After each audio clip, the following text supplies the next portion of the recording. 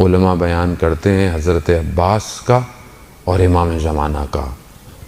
علماء بیان فرماتے ہیں کہ جہاں پہ بھی حضرت عباس کا ذکر ہو ان مجلس میں امام زمانہ تشریف لاتے ہیں۔ اللہم صلی علی محمد وعلی محمد۔ عزیزان محترم، ہم دیکھیے کہ آج ہم وقت کا امام انشاءاللہ ان کی نظر نگاہیں ہماری طرف ہوں اور یقیناً ان کی نگاہیں ہماری طرف ہیں۔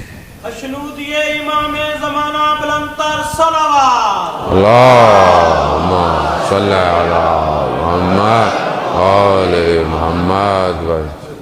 خوب آئیں کہ جس طرح غازی عباس نے اپنے وقت کی امام کی اطاعت کی، ہم بھی آئیں اپنے وقت کے امام کی اطاعت کریں۔ بندے حقیر کو جب بھی توفیق ہوتی ہے کربلا جانے کی، غازی عباس سے میں ایک دعا ہمیشہ مانگتا ہوں زری کو پکڑ کے، وہ یہ کہ میں مولا غازی عباس، جس طرح آپ نے اپنے وقت کے امام کی اطاعت کی اور اپنی جان کو قربان کیا، مجھے بھی یہ نوکری دیجئے کہ میں اپنے وقت کی امام کی اطاعت کروں اور اپنی جان کو قربان کروں۔ عزیزان محترم، تو غازی عباس کا ذکر سننے آئے اور وفا کے پیکر کا ذکر سننے آئے، اطاعت ذکر سننے آئے، اور دل میں یہ کہیں خیال ہی نہ ہو کہ میں بھی تو اپنے وقت کے امام پر قربانی دوں۔ نہیں، کیونکہ اصل میں ہم سے کچھ دیا نہیں جاتا، ہم سے صرف لیا جاتا ہے۔ ہم لوگ کیا ہیں؟ ہم علم کیوں اٹھاتے ہیں؟ منت پوری ہو جائے۔ علم پہ جاتے کیوں ہیں؟ منت پوری ہو جائے۔ کسی دن علم سے آواز آ گئی کہ اپنی جان دو، اس دن کتنے علم اٹھائیں گے ہم؟ عزیزان محترم، میں حقیقت آپ سے بیان کر رہا ہوں، منع نہیں ہے اہل بیت سے مانگنا، وہ تو ہے ہی مانگنے کے لیے، وہ تو کہتے ہیں مانگو ہمارے در سے آؤ، ان کے در نے تو عطا کرنا ہے۔ خدا مغفرت کرے ہماری والدہ کو، ان کی جاننے والے تھیں، اہل سنت برادران میں سے تھے، محلے میں رہتے تھے، 8-9 سال ہو گئے تھے، ان کے یہاں اولاد نہیں ہوتی تھی، تو وہ کافی والدہ کے پاس آتی تھیں کہ اولاد نہیں ہے۔ یہ میں آپ کو اپنی زندگی کا واقعہ بیان کر رہا ہوں، آپ کی زندگی میں بھی 100 واقعات ایسے ہوں گے۔ ہماری والدہ بہت زیادہ پڑھی لکھی تو تھی نہیں خاتون، انہوں نے کہا کہ بھائی میں ایک کام کر سکتی ہوں، آپ میرے ساتھ چلیں، امام بارگاہ میں ایک علم لگا ہوا ہے اور وہاں جا کر بیٹا مانگے، اولاد مانگے۔ عزیزان محترم، خدا نے 1 نہیں 2 نہیں، ان خاتون کو 4 بیٹے دیے۔ غازی عباس ہے، باب الحوائج ہے، حوائج کا دروازہ ہے، یعنی آپ اپنی حاجتوں کو مانگیں، باب الحوائج ہے۔ لیکن میں ساری زندگی مانگتا رہوں گا کیا؟ میں دوں گا کب انہیں؟ میں کیا دوں؟ مولا بیٹا دے دے، وہ دے دیا۔ مولا نوکری دے دے، دے دی۔ مولا گھر دے دے، دے دیا۔ کبھی میں نے یہ جا کے بولا مولا آپ نے تو بہت کچھ دیا، مولا میں آپ کو کیا دے سکتا ہوں؟ کیا دے سکتا ہوں میں؟ وہاں سے ہو سکتا ہے یہی آواز آئے کہ اپنے وقت کی امام کی اطاعت کرو، وقت کے امام کو پہچانو۔ کتنا وہ تمہاری زندگی میں ہے وقت کا امام۔ یا لیتنی کنت معکم، کاش مولا آپ کے ساتھ ہوتے، کامیاب ہو جاتے۔ زری سے یہی آواز آئے گی، کاش کیوں کہہ رہے ہو؟ وقت کا امام تو ہے تمہارے پاس، کاش کیوں کہہ رہے ہو؟ ہے وقت کا امام عزیزان محترم، مگر میری توجہ نہیں ہے۔ میں جوانوں سے مخاطب ہوں، ظاہر ہے حضرت عباس یعنی جوان کربلا میں، جوان کا وجود اسلام کی بقا کے لیے، جوان اسلام کے لیے کیا کر سکتا ہے، جوان اپنی زندگی میں کیا سوچ سکتا ہے، جوان مخاطب ہے۔ اور رسول خدا یہی ارشاد فرماتے ہیں کہ جو جوان کا قلب ہے، دل ہے، وہ بہت پاک ہے۔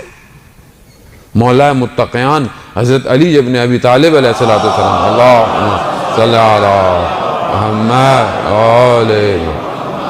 امام جب اپنے فرزند کو، اپنے بیٹے کو بتاتے ہیں تو کہتے ہیں کہ جوان کا قلب بھی ایسا ہے، تعبیر یہی ہے حدیث کی کہ جوان کا قلب ایسا ہے کہ جو اس پہ بویا جائے گا وہی نکلے گا. اب بیج بہت اچھا ہو اور زمین سیم و تھور کی ہو یعنی نمکین ہو تو چاہے آپ اس پہ جتنا پانی دیتے چلے جائیں وہ درخت کبھی بھی پھلاور ثمر نہیں بن سکتا, کبھی بھی وہ پھل نہیں دے سکتا. مگر بیج بھی اچھا ہو, زمین بھی اچھی ہو, دھوپ بھی لگتی ہو, پھر دیکھیں پانی بارش بننے سے وہاں پر سبز اور حلالی ہی کھلے گی. زمین اچھی ہونی چاہیے. خوب ہم نے اپنی زمین کو کتنا اچھا کیا ہوا ہے. یہ زمین کیسے اچھی ہوگی کہ اس کے اندر سے صرف خوشبوئیں نکلیں. گندگی پہ پانی گرتا ہے تو بدبو آتی ہے. جانے محترم میں جوان ہوں تو میں کیا کر رہا ہوں اپنی جوانی کے لیے, کیا میری پلاننگ ہے, کیا میرا فیوچر فورکاسٹ ہے, میں کہاں جا رہا ہوں, دنیا کدھر جا رہی ہے, میں کہاں جا رہا ہوں. یہ بہت مہم ہے عزیزان محترم. میرا اپنے جوانوں سے مطالبہ ہے کہ اپنے آپ کو دنیا کی ہر فیلڈ میں آگے لے کر آئیں, ایجوکیشن میں آگے لے کر آئیں. کیوں اپنے آپ کو لو گریڈ سمجھتے ہیں, کیوں اپنے آپ کو سمجھتے ہیں کہ ہم نہیں کر سکتے, کیوں نہیں کر سکتے؟ مگر جو کر رہے ہیں ان کے پر لگے ہوئے ہیں. مگر جو اسپیس پر جا رہے ہیں, جو دنیا کے نئے نئے جو ہے وہ پلانٹس کو جو ہے وہ نکال رہے ہیں, جو ٹیکنالوجی بنا رہے ہیں, وہ کون ہے؟ کوئی اور مخلوق ہے.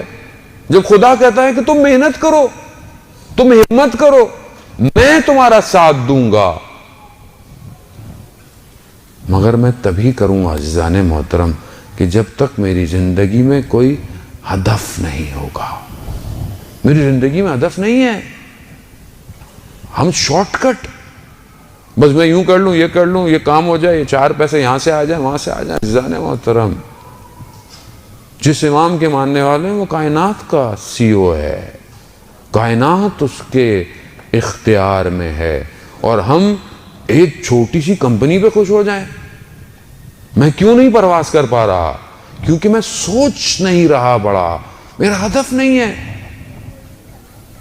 ایک اسپیکر کہنے لگا کہ ایک ٹیچر کلاس میں اپنے گئی, اس نے دیکھا کہ بچہ جو ہے وہ بہت ہی عجیب و غریب ہے, دروازے کے ساتھ الٹی سیدھی مستیاں کر رہا ہے. میں گئی تو مجھے غصہ آیا, میں نے کہا کلاس سے باہر نکل جاؤ. نکل گیا. میں نے پرنسپل کو جا کے بولا کہ یا تو میں ہوں یا تو یہ بچہ ہو. برداشت نہیں کیا کہ بچہ بدتمیز ہے, نکال دیا اس کو. کہتے پھر میں جب ٹیچرز کے ساتھ روم میں گیا تو میں نے کہا کہ میں نے یہ کر دیا. تو ایک ٹیچر نے کہا کہ آپ کے پاس سارے وہ الفاظ نہیں کہ آپ سب دروازے کھول سکیں.